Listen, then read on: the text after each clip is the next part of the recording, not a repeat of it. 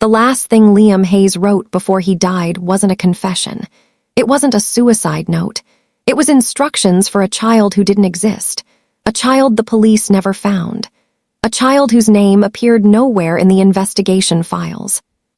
And the instructions, they were simple. Trust Cole Warren, tell him about the red truck, and don't be afraid of fire. 3 years later, when Clara Hayes found these letters hidden inside her dead brother's jacket, she had one question. Who was this child? But that question would lead to 5 more. Why did 17 letters exist between her brother and a ghost? Why did every letter mention the bad men? Why did fire inspectors close the investigation in 48 hours when protocol demands weeks? Why did a local biker gang go silent the moment she mentioned her brother's name? And why did the man her brother told this child to trust have burn scars covering half his body? This is the story of how Clara Hayes walked into a mystery that had already killed her brother, and how she discovered that sometimes the people who protect you aren't the ones wearing badges. Sometimes they're the ones everyone fears, and sometimes the only way to find truth is to walk straight into the fire that everyone else is running from. Clara Hayes had learned to live with ghosts. 3 years of night shifts at County General Hospital. 3 years of saving strangers while her own brother stayed dead. 3 years of a question no one would answer. Why was Liam in that house the night it burned? The official story was clean. Too clean.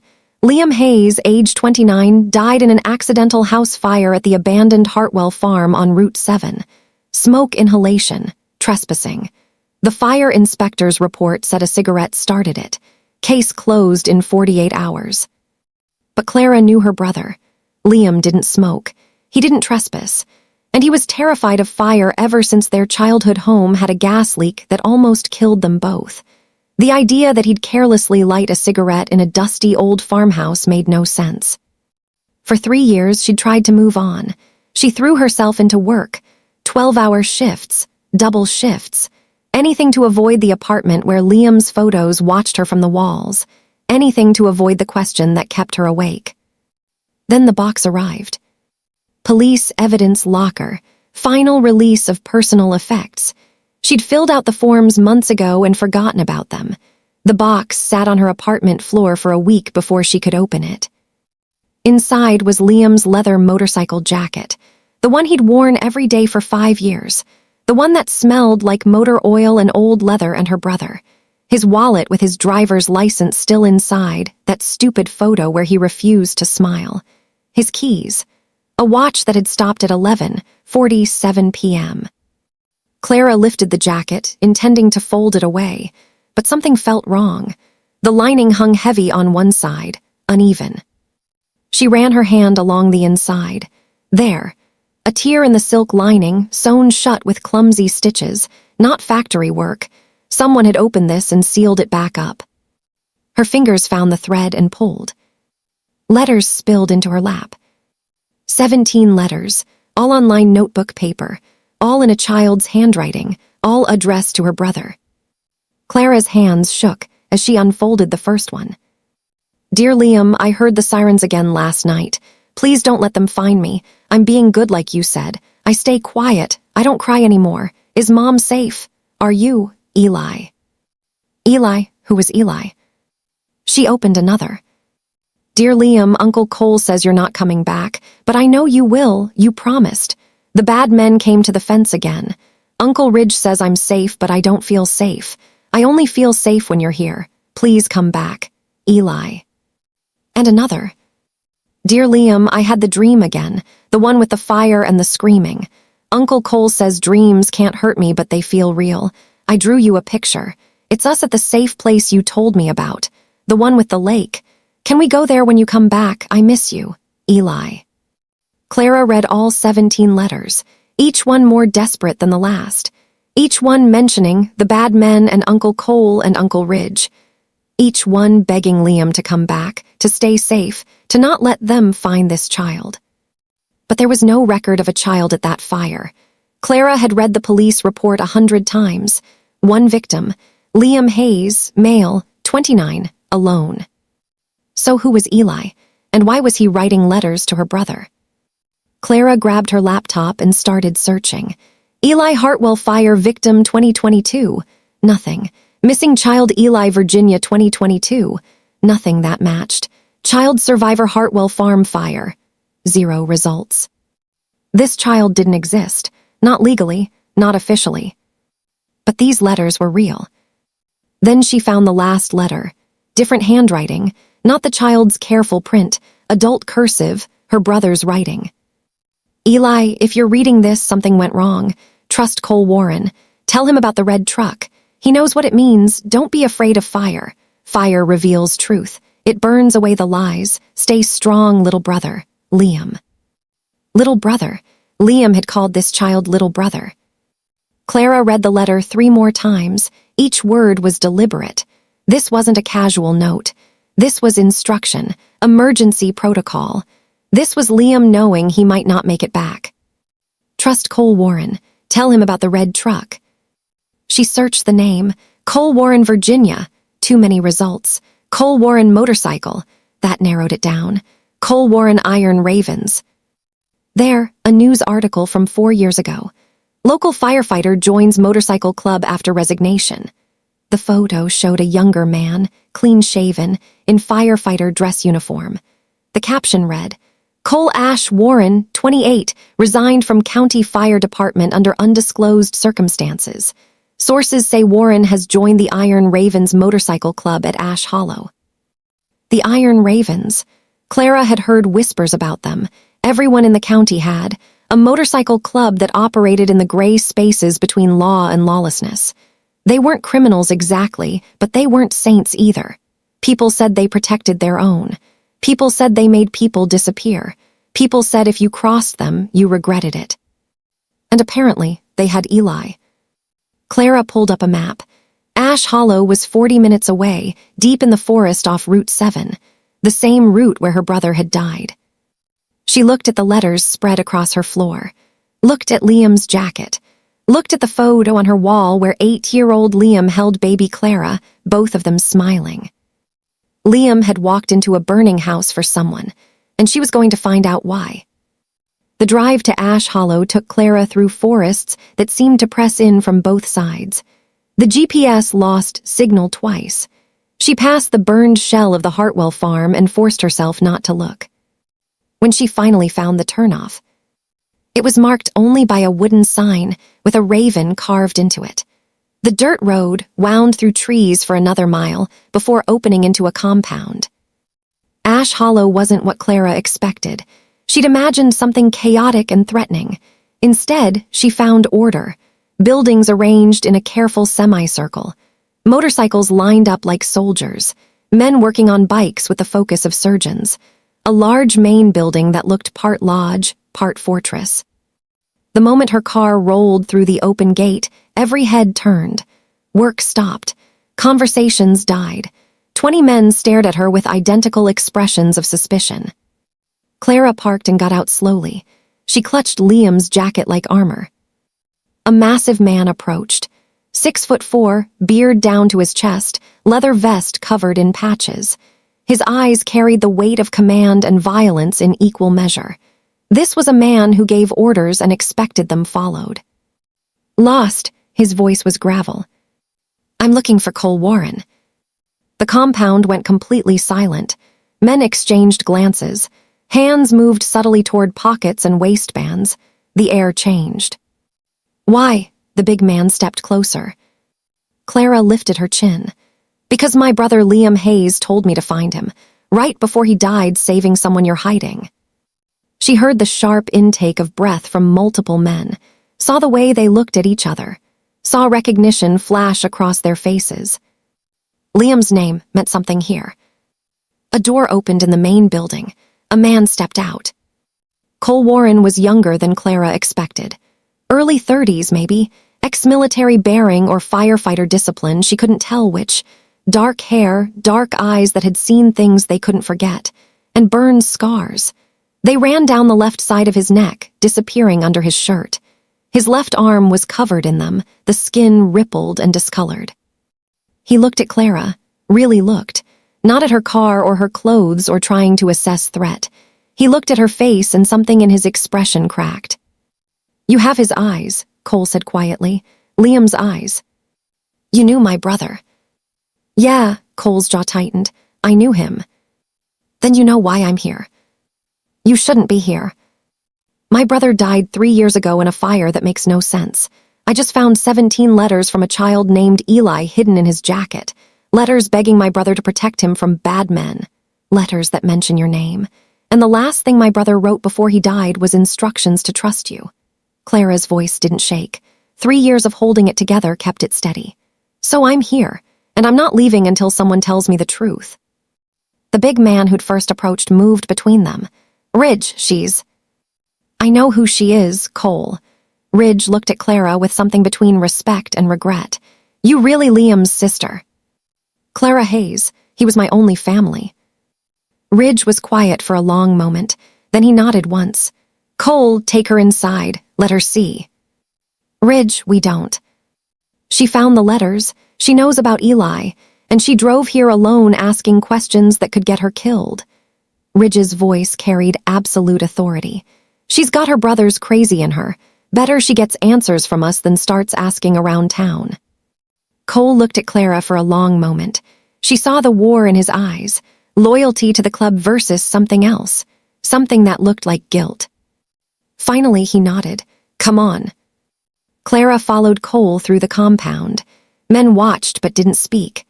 The main building was larger inside than it looked. What she'd thought was a simple lodge turned out to have multiple levels, reinforced doors, security cameras at every corner. This wasn't just a clubhouse. This was a fortress. Cole led her down a hallway to a heavy door. He knocked twice, paused, knocked once more. A code. Yeah, a child's voice, cautious. It's me, Eli. Got someone here who needs to meet you. Silence, then locks clicking, multiple locks. The door opened slowly. The boy was small for 10 years old. Dark hair, dark eyes that had seen too much too young. He wore a t-shirt 3 sizes too big with an Iron Ravens logo on it, and he stared at Clara with something between hope and terror. Who's she? Eli whispered. Eli, Cole said gently. This is Clara, she's Liam's sister. The change was immediate. Eli's eyes went wide. He stepped forward, searching Clara's face. You're really Liam's sister. Yes. Tears filled Eli's eyes. Is he coming back? Clara's heart shattered. This child didn't know. 3 years and no one had told him. She knelt down to Eli's level. Eli, I need to tell you something. About my brother, about Liam. No, Eli stepped back. No, he's coming back, he promised. He said he'd come back. Eli. He promised, the boy's voice broke. He said he'd keep me safe. He said the bad men wouldn't find me, he said. Cole put a hand on Eli's shoulder, gentle but firm. Eli, listen to her. Clara looked at this child her brother had called little brother, at his fear and hope and desperate need to believe, and she told him the truth as gently as she could. Liam died 3 years ago, Eli. The night of the fire at the Hartwell farm, he didn't make it out. Eli stared at her, processing. Then his face crumpled and he turned and ran deeper into the room, throwing himself on a bed covered in drawings. Clara started to follow, but Cole caught her arm. Give him a minute. He didn't know. How did he not know? He knew Liam was gone. We told him that. Cole's voice was rough. But we never confirmed dead. We said Liam had to go away, that he couldn't come back. We thought... He stopped. We thought it was kinder. Kinder? You let him hope for 3 years. What were we supposed to say? That Liam burned to death trying to save him. That we pulled Eli out alive, but Liam didn't make it. That a 10-year-old is the reason a good man died. Cole's scars pulled tight. He was 7 years old when it happened. How do you tell a traumatized 7-year-old that? Clara looked at the boy crying into his pillow, at the drawings covering every wall, drawings of motorcycles and men and houses, and fires, so many fires. Tell me everything, Clara said. Start from the beginning. Who is Eli? Why was my brother protecting him? And what really happened that night? Cole was quiet for a long moment. Then he walked to a small table and sat down heavily. You want the truth? Fine. But once I tell you, you can't unknow it, and you're going to have to decide if you can live with what your brother became. I can handle it. Can you? Cole looked at her. Because the man who died in that fire, he wasn't the brother you remember. He was Iron Ravens. He ran with us for 2 years, did things the law would call criminal, got blood on his hands, and the night he died, half the club thought he was there to kill that kid you just met. Clara's world tilted. What? Your brother was one of us. And the fire that killed him, it wasn't an accident, it was execution, and Eli was supposed to burn with him. Cole told the story in a flat voice, the voice of someone who'd repeated facts to himself until they stopped hurting. Liam Hayes had joined the Iron Ravens 5 years ago, not as a criminal looking for a gang, but as a good man looking for purpose. He'd been drifting after their parents died, Clara remembered. Angry at the world, at the drunk driver who'd killed them, at the system that gave the driver 3 years and parole. The Iron Ravens weren't just a motorcycle club. They were a brotherhood that operated on a code. Protect the innocent, punish the guilty, especially when the law wouldn't. Liam fit right in. He had the skills they needed. Mechanical knowledge, calm under pressure, willing to bend rules for the right reasons. Within a year, he was running jobs. Nothing violent, Cole insisted. Mostly transportation. Moving people who needed to disappear from bad situations. Smuggling evidence the cops wouldn't look at. Helping victims that the system failed. Then 2 years into his time with the club, Liam went on a job that changed everything. A woman named Sarah Novick came to the Iron Ravens desperate. Her ex-husband was trafficking drugs, but she had no proof. Worse, he had full custody of their son because Sarah had a record from her own past addiction. She'd gotten clean, but the court didn't care, and she knew her ex was dangerous. We don't usually get involved in custody battles, Cole said. That's legal system stuff, but Sarah had bruises, and she had a burner phone with photos of her kid looking terrified, so Ridge sent Liam to investigate. What Liam found was worse than drugs. Sarah's ex, Marcus Novick, wasn't just trafficking. He was running a pipeline, taking kids from broken homes, fostering them just long enough to build fake paperwork, then moving them out of state to buyers. And his own son, Eli, was the insurance. If anyone asked questions, Marcus had full legal custody. He was just a father raising his boy. Nothing to see here. Liam spent 3 months gathering evidence, Cole continued. Photos, recordings, financial records. He got everything we needed to bury Marcus and his entire operation. We were ready to turn it over to federal authorities. We had a contact, an FBI agent we'd worked with before. But, Clara prompted. But Marcus found out Liam was investigating him, and Marcus had connections we didn't know about. The room felt colder. Marcus Novick worked for someone bigger, a county fire inspector named Dale Rourke who ran a trafficking network across 3 states. Rourke had cops on payroll, judges in his pocket, and a method that was brilliant in its simplicity. He burned houses to destroy evidence, made it look like accidents. The fires covered everything. Clara's mind raced. The Hartwell farm, that was one of them. Cole nodded. The Hartwell place was a transition house, where they held kids before moving them. When Liam got too close, Rourke decided to eliminate the problem. He sent word through Marcus that there was a job. Liam needed to come to the Hartwell farm alone. No backup, just a simple conversation about splitting the evidence money. But Eli... Marcus brought Eli, used his own son as bait, told Liam that if he didn't destroy everything he'd found and disappear, Eli would burn. And Liam believed him, because by that point Liam had spent months protecting that kid, reading him bedtime stories when Sarah got supervised visits, teaching him to ride a bike, becoming the father Marcus never was. Cole's voice got rougher. Liam called me that night, told me the Iron Ravens needed to stay away, that he'd handle it, that he'd made a deal. He'd destroy the evidence, leave the club, and Eli would be safe. But you didn't stay away. No, Cole touched his scars unconsciously. I knew Rourke's reputation, knew he didn't leave witnesses, so I followed Liam, got there right as they locked him and Eli in the house and lit it up. Clara's breath caught. They burned it with both of them inside. Marcus couldn't do it, stood there watching his own kid inside a burning house and froze. But Rourke could. He torched it like he was burning leaves. What did you do? What I was trained to do, I went in. Cole's hand shook slightly. Found Eli first. Kid was unconscious from smoke, got him out, went back for Liam. The silence stretched. But you couldn't reach him. The second floor collapsed. Liam was trapped. I tried. God, I tried. Spent 90 seconds in there calling his name, searching through smoke so thick I couldn't see my own hands. But the heat. Cole's voice broke. I had to choose, save myself or die with him, so I chose to save myself, chose to live, and I've regretted it every day since. Clara understood now. The scars, the guilt, the way Cole looked at Eli like the boy was both salvation and damnation. Liam's last words to me were about Eli. Get him out, keep him safe, don't let them find him. That's what he said when I was dragging him toward the stairs. He was more worried about a kid he'd known for 3 months than his own life. And Marcus, Rourke.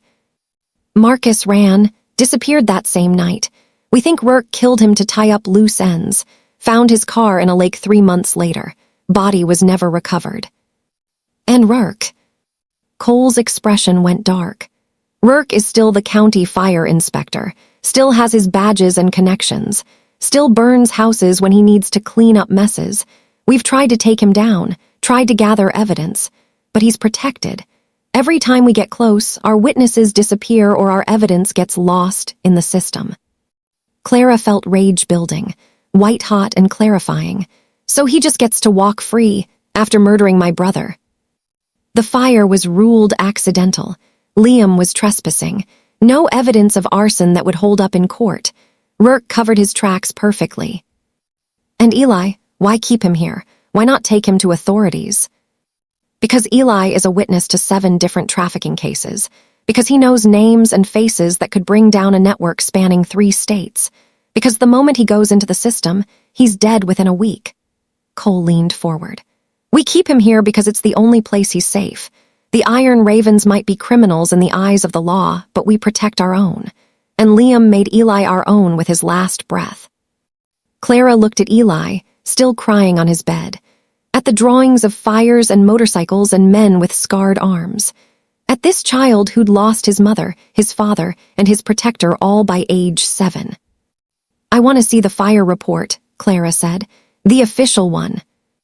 Why? Because I'm a nurse. I've read 100 medical examiner reports, and I know what smoke inhalation looks like versus thermal burns. If Rourke covered this up, there'll be inconsistencies. We tried that. Report was sealed by the county. Then we unseal it. We find the ME who did the autopsy. We find the firefighters who responded. Someone knows something. Clara stood. My brother died for that boy. I'm not letting it be for nothing. Cole studied her. You understand what you're saying. You go after Rourke, you put yourself in his crosshairs. He's killed for less. Good, because I want him to see me coming. For the first time, Cole almost smiled. Yeah, you're definitely Liam's sister. Finding the truth took Clara 2 weeks. 2 weeks of asking questions. 2 weeks of Cole teaching her how to investigate without leaving tracks. 2 weeks of the Iron Ravens watching her back while she dug into records that were supposed to stay buried. The medical examiner who'd done Liam's autopsy was a woman named Dr. Patricia Chen.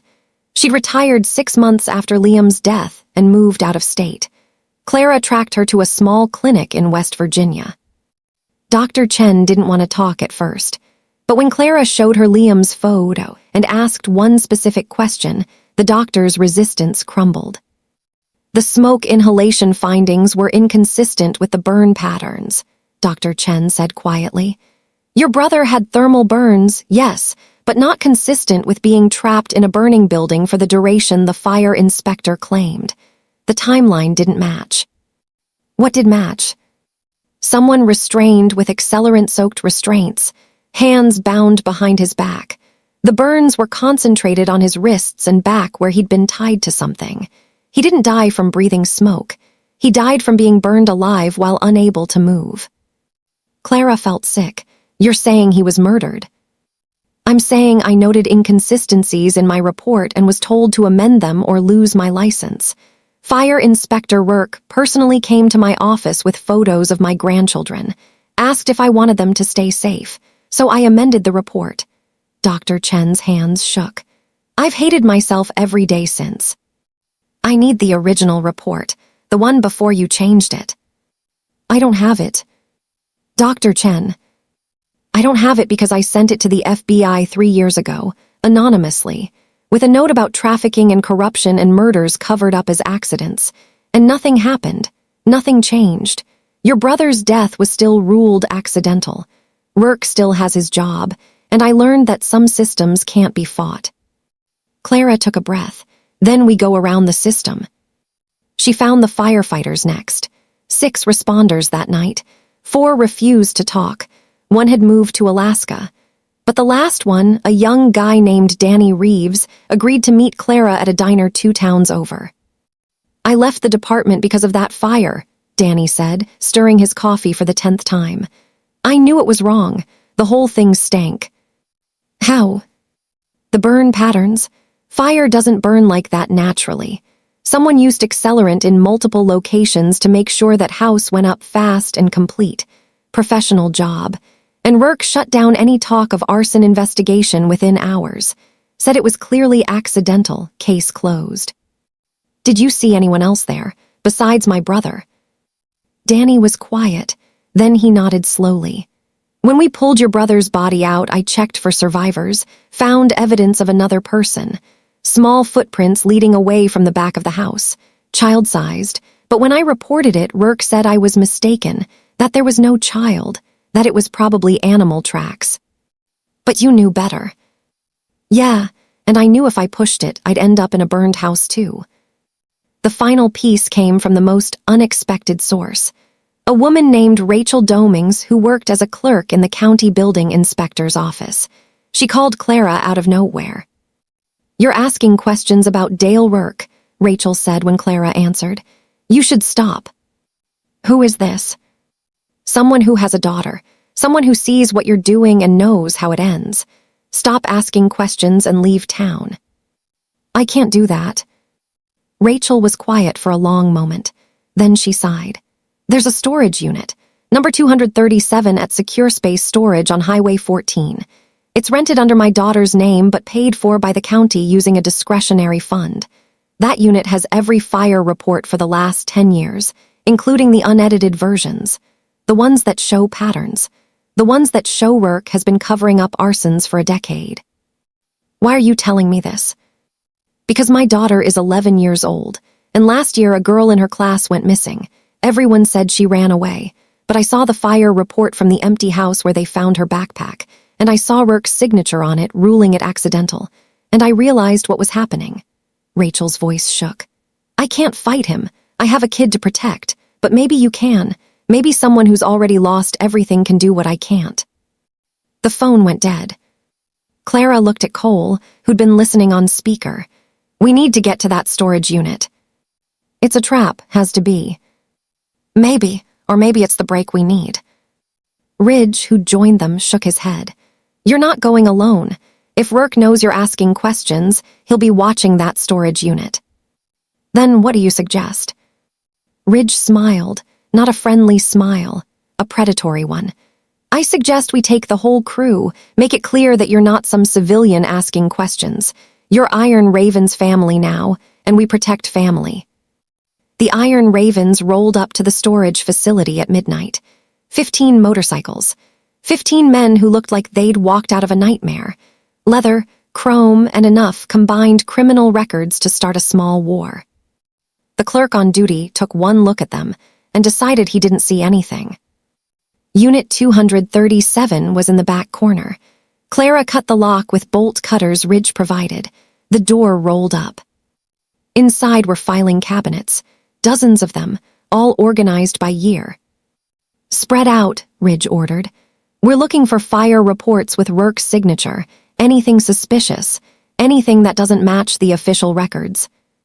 They worked fast. Each report told a story, houses burned, accidents ruled, cases closed. But when you laid them out in sequence, patterns emerged. 7 fires in 3 years, all in rural areas, all ruled accidental, all involving properties that had been flagged by child services at some point, all investigated by Dale Rourke, and all with original reports that showed clear signs of arson, later amended to accidental. "He's been doing this for years," Cole said, reading through a report from 5 years ago. This one was a foster home. Report shows accelerant at 3 entry points. Original finding was arson. Then Rourke amended it, accidental kitchen fire. The foster parents disappeared a week later. Clara found Liam's file, saw Dr. Chen's original report, saw the notation about restraints and impossible burn patterns, saw Rourke's order to amend, and clipped to the back, hidden in a pocket, was a set of photos. Photos of the Hartwell farm before it burned. Photos showing restraints bolted to the floor in the basement. Photos showing children's belongings. Photos that would have launched a federal investigation. And a final photo of a red pickup truck parked outside the farm. License plate clearly visible. The red truck, the one Liam had written about. Clara flipped the photo over. On the back, in Liam's handwriting, Rourke's truck, at the site 48 hours before fire, he knew. "We've got him," Clara whispered. "This proves he knew about the trafficking, proves he was involved." "No," a voice said from behind them. "All that proves is that you're next." They turned. Dale Rourke stood in the storage unit doorway. Late 50s, average build, the kind of man you'd pass on the street and forget. Except for his eyes. His eyes were dead calm. And he wasn't alone. 6 men with him, all armed. "You've been busy, Ms. Hayes, asking questions, talking to my medical examiner, meeting with my firefighters, breaking into my storage unit." Rourke smiled. "Your brother made the same mistakes. He thought he could take me down, thought he could protect that kid, thought he could be a hero. You killed him. I eliminated a problem, just like I've eliminated dozens of problems over the years. Your brother, all those foster kids, anyone who got too close to the truth. Fire is beautiful like that. It purifies, destroys evidence, makes everything clean." Ridge stepped forward. "You're surrounded by iron ravens, Rourke. You really think you're walking out of here?" "I think I brought enough explosive accelerant to turn this entire facility into ash, and I think I'm the only one with the detonator." Rourke held up a phone. "So here's what's going to happen. You're going to put down those files. You're going to leave, and Ms. Hayes is going to come with me, or I push one button and everyone here burns." Clara looked at the files in her hands, at the evidence that could bring down a trafficking network, at the proof of her brother's murder. Then she looked at Eli, who'd insisted on coming, hiding in one of the trucks outside, at Cole with his scars, at Ridge and the iron ravens who'd protected a child for 3 years. "No," Clara said. "Excuse me. No, you're not walking away this time. You're not burning away this evidence. You're not killing anyone else." Clara held up her phone. "Because while you were talking, I was live streaming this entire conversation to 3 separate news organizations and the FBI, with photos, with evidence, with your confession." Rourke's face went pale. "You're bluffing. Try me, push that button, burn this place. But know that you just confessed to multiple murders on video, that every news channel in 3 states has copies, that the FBI is probably already on their way." The silence stretched. Then Rourke's phone buzzed. He looked at it, looked at Clara, and she saw the moment he realized she was telling the truth. "You stupid girl," he whispered. "You have no idea what you've just done, the people I work for." "Don't care about you anymore," Cole interrupted. "Because you just became a liability, and everyone knows what happens to liabilities." Rourke ran. He dropped the phone, turned and ran. His men scattered. The iron ravens didn't chase. They didn't need to. Because 3 blocks away, FBI vehicles were already rolling in. The aftermath took months. FBI investigations, federal charges, a trafficking network spanning 5 states dismantled, 37 children recovered, 14 people arrested. Dale Rourke pleaded guilty to 7 counts of murder and 43 counts related to child trafficking. He got 4 consecutive life sentences with no possibility of parole. The other members of his network either turned evidence or disappeared. The Iron Ravens were granted immunity in exchange for testimony and cooperation. Ridge negotiated it personally with the federal prosecutor. The club's protection of Eli and others like him was ruled justified by circumstances. Dr. Chen's testimony about falsified reports led to a review of 15 years of fire investigations. 6 more cover-ups were discovered. 6 more cases reopened. And Liam Hayes was officially ruled a victim of homicide. His name cleared. His sacrifice recognized. 6 months after that night at the storage unit, Clara stood at her brother's grave. Real headstone now, proper marker. Liam Hayes, brother, protector, hero. Eli stood next to her, holding her hand. He was bigger now, growing fast, still had nightmares, but therapy was helping. Still drew pictures of fires, but now they included people walking out of them, surviving. Cole stood on Eli's other side, hand on the boy's shoulder. He and Clara had grown close. Not dating, not yet, but something was building between them. Something warm and real and built on shared grief transformed into shared purpose. "He'd be proud of you," Cole said quietly. "Both of you." "He'd be proud of all of us," Clara corrected. She looked at Cole. "He chose you in his last letter. He trusted you with the most important thing in his world." Eli squeezed her hand. "Do you think he knew that he wasn't going to make it?" Clara knelt down to Eli's level, the question she'd been dreading, the one she'd spent months thinking about. "I think your brother Liam walked into that house knowing exactly what might happen, and he did it anyway, because that's what heroes do. They don't wait for permission. They don't calculate odds. They see someone who needs saving and they act." "But he died." "Yes, and that's the hardest part of being a hero. Sometimes saving others costs everything. But Eli, look at what his sacrifice created. You're alive. You're safe.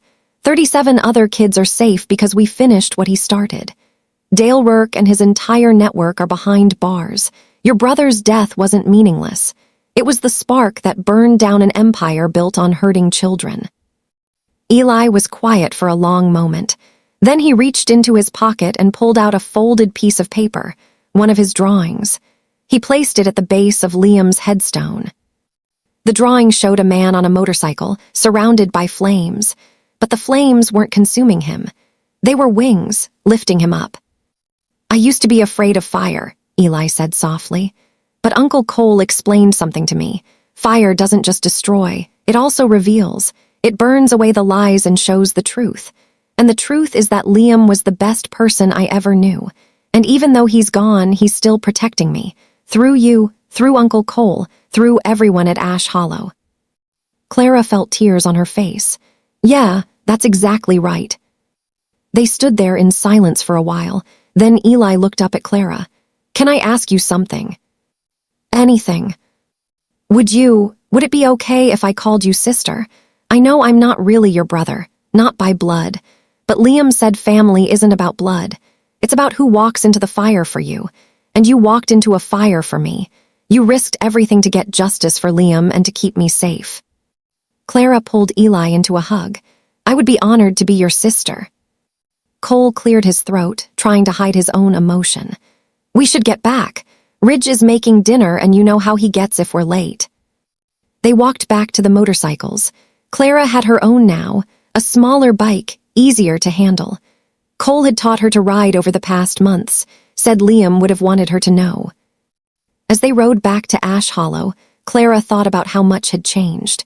How she'd gone from a nurse avoiding her brother's memory to a woman who'd taken down a trafficking network. How she'd gone from alone to surrounded by a brotherhood that had adopted her as fiercely as they'd adopted Eli. How she'd learned that sometimes justice doesn't come from the law. Sometimes it comes from people who live in the margins, who protect those the system fails, who walk into fires when everyone else runs away. Ash Hollow had changed too. With Rourke's network dismantled and federal recognition of the Iron Raven's role in protecting victims, the compound had officially become a safe house. Not just for Eli, but for other kids rescued from trafficking. The FBI worked with the club now, using their network and knowledge to locate children who'd been lost in the system. It was strange and beautiful. Bikers with criminal records becoming licensed foster care providers. Men covered in tattoos and scars learning to braid hair and help with homework. A brotherhood of violence transformed into protectors. Ridge had embraced it completely. "We've always protected people," he'd told Clara. "Now we just get to do it in the open." That night, the whole club gathered for dinner. 20 men, Clara, and 6 children currently living at the compound. Ages 7 to 15, all rescued, all healing. Eli sat between Clara and Cole, talking excitedly about a school project. He was mainstreamed now, going to regular classes. Still had a guard, one of the younger Ravens who posed as his older brother, but mostly he was just a normal kid. After dinner, when the children had gone to bed and the adults sat around the fire pit, Ridge raised his beer. "To Liam Hayes, brother, protector, the one who started all this." "To Liam," everyone echoed. Cole looked at Clara across the flames. He'd love this, seeing what his sacrifice built, seeing Eli thriving, seeing the club doing something bigger than ourselves. "I think he knew," Clara said. "I think when he wrote that last letter, he knew that his death might be the thing that finally brought work down.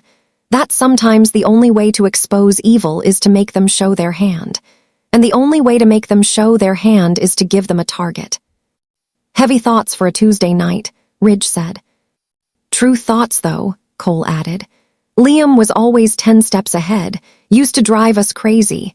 He'd set things in motion and not tell us the plan until it played out. Remember that time with the weapons shipment?"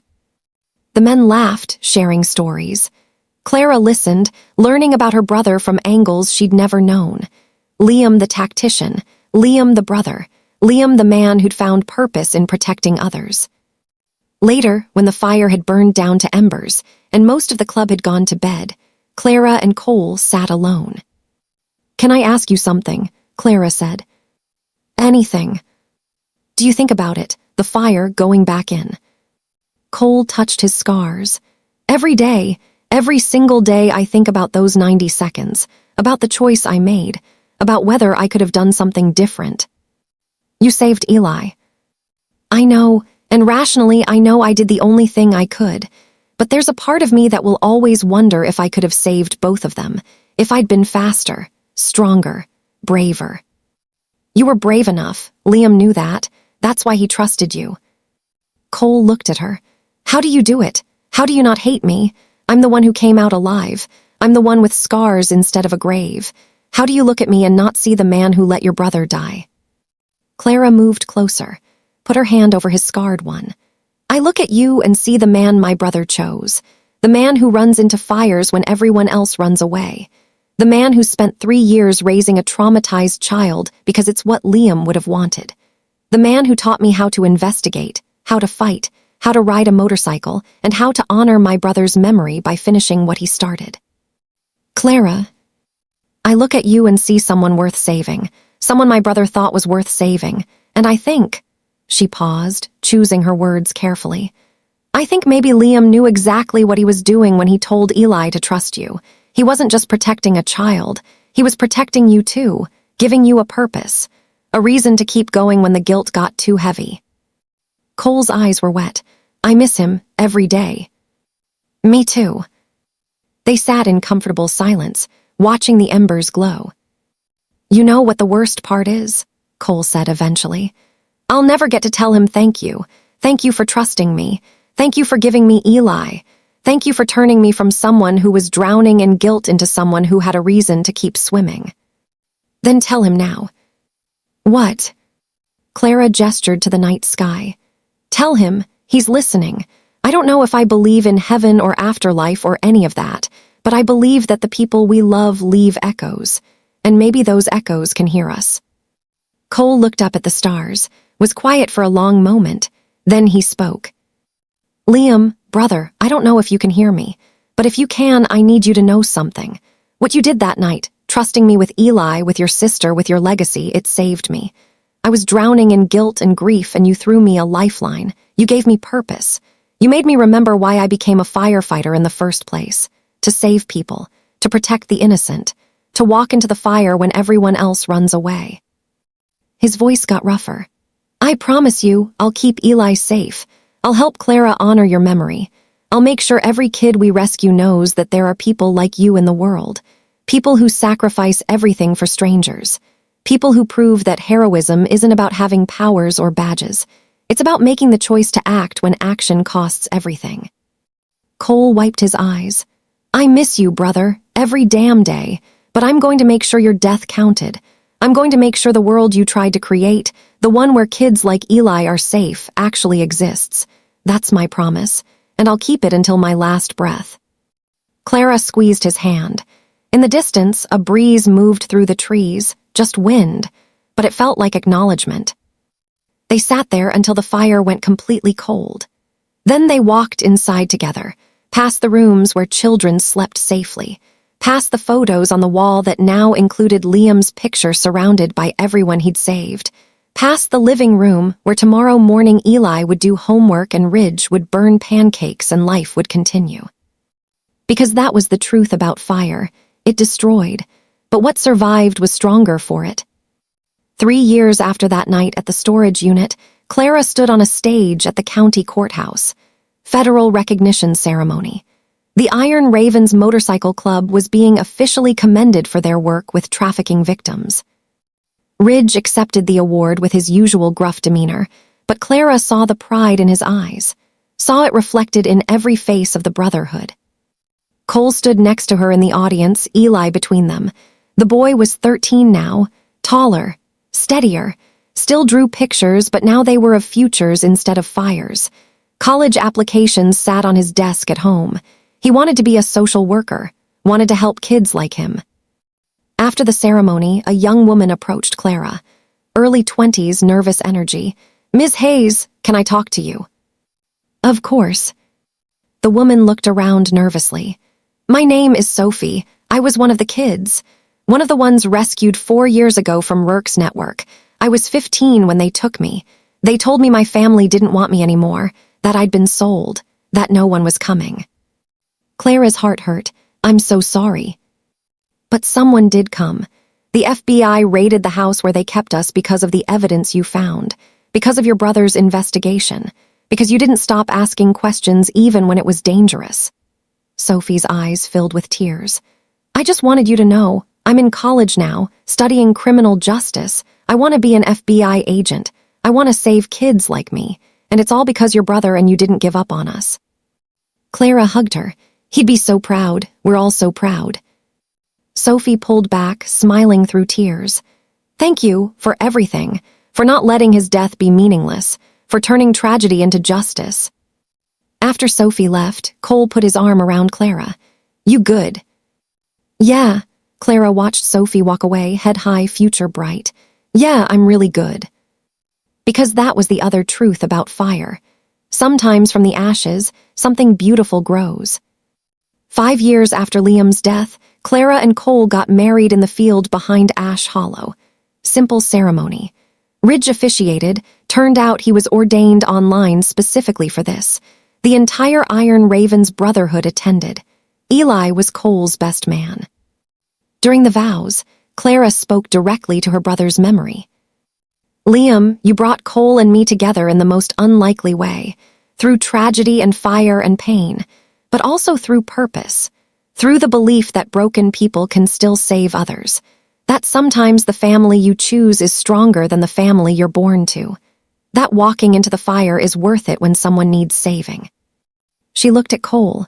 You taught me to ride, to fight, to investigate, to love someone as damaged and scarred as me.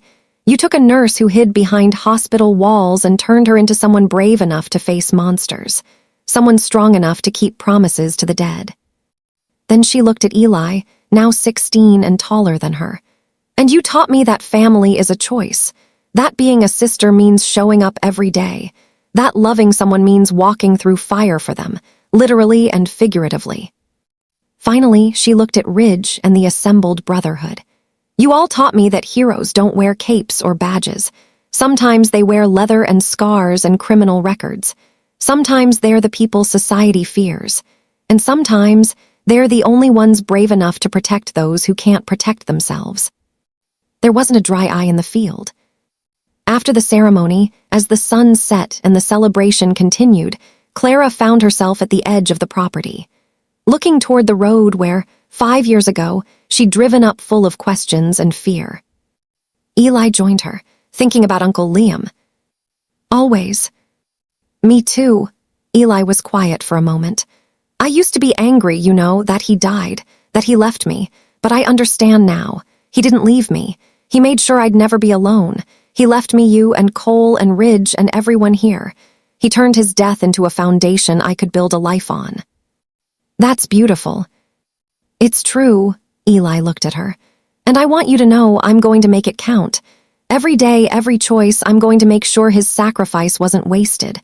I'm going to help people, protect kids, build the world he died trying to create. Clara pulled him into a hug. He'd be so proud of the man you're becoming. I learned from the best, from him, from you, from everyone here who showed me that family isn't about blood. It's about who shows up, who stays, who walks into the fire. They stood there for a while, watching the sun paint the sky in shades of orange and red. Colors of fire, colors of endings and beginnings. Cole called out, "You two coming. Ridge is about to give a speech and you know how sentimental he gets at weddings." Clara laughed, "We're coming." As they walked back to the celebration, Clara thought about the letters that had started all of this. 17 pieces of paper that had led her on a journey from grief to justice to love. That had introduced her to a family she never knew she needed. That had given her brother's death meaning beyond tragedy.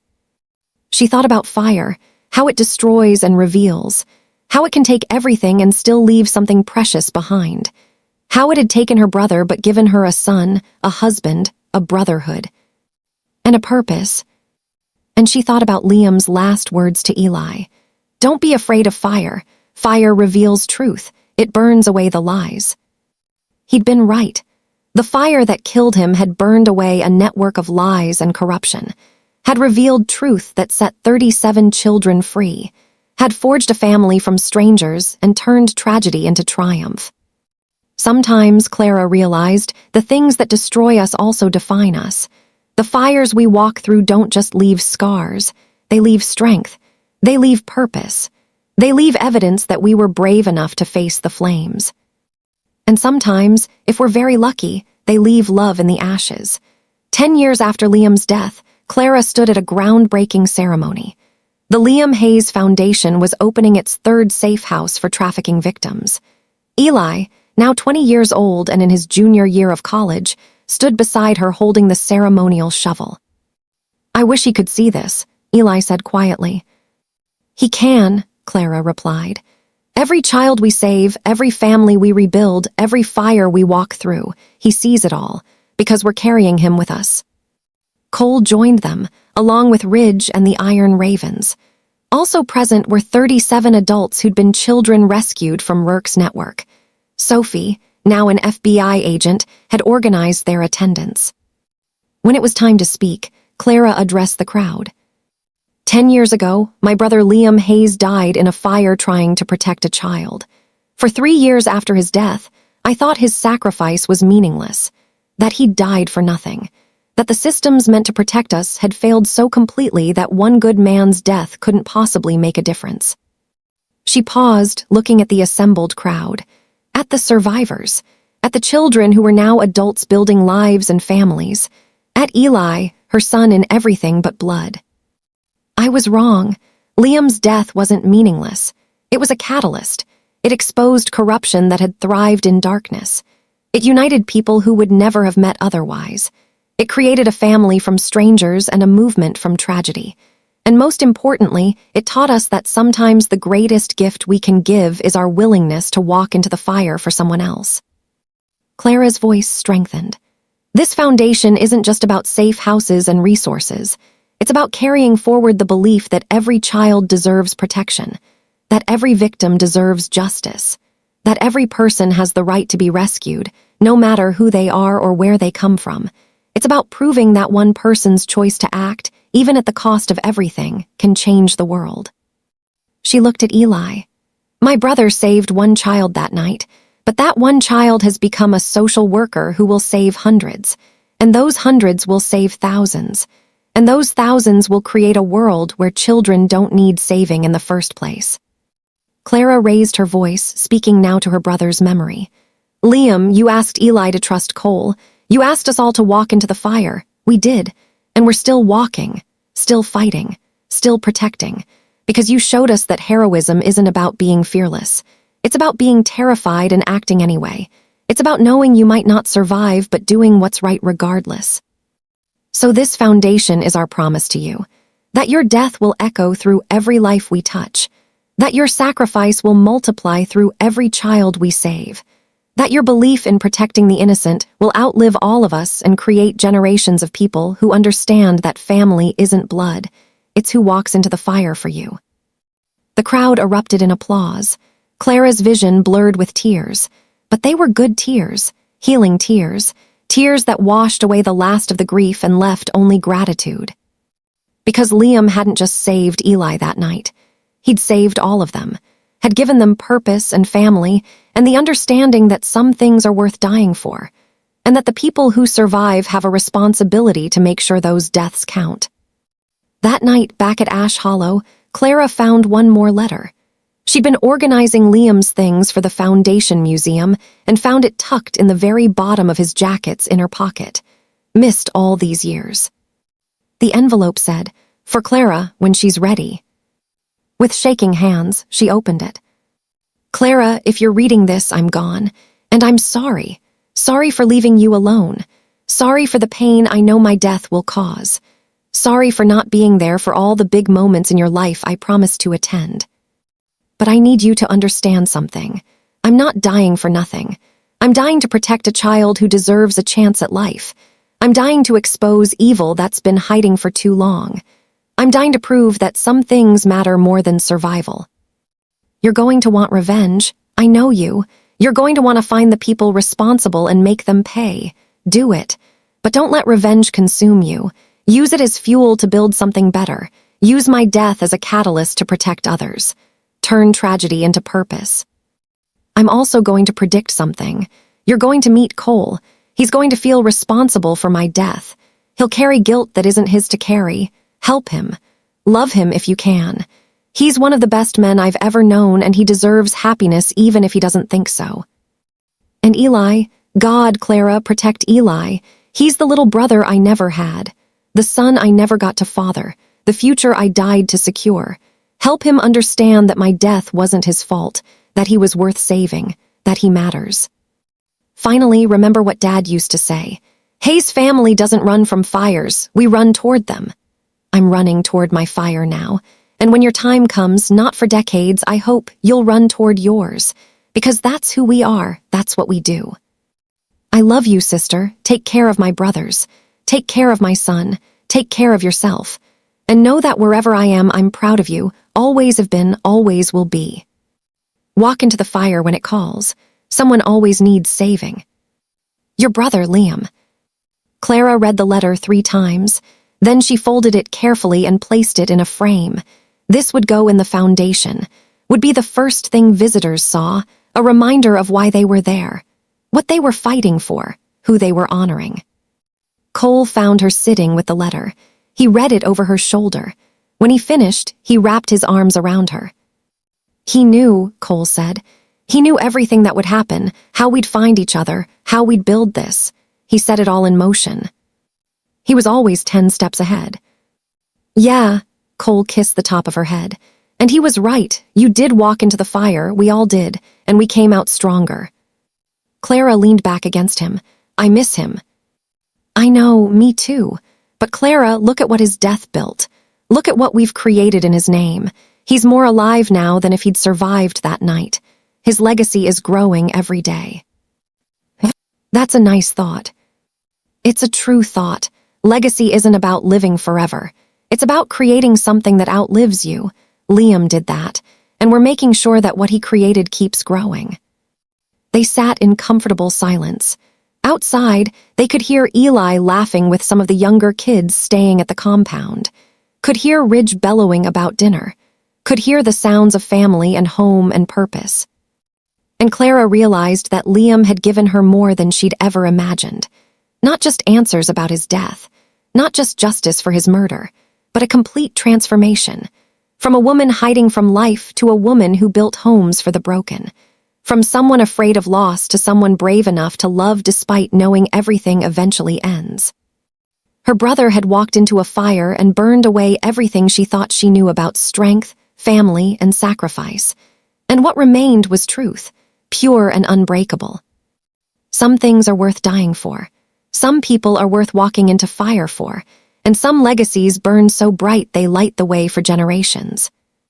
Liam Hayes was one of those legacies, and Clara would spend the rest of her life making sure his fire never went out. Because that's what family does. That's what love means. That's what it looks like to honor the dead while protecting the living. You walk into the fire, you save who you can, you build something from the ashes, and you never ever let the flames die.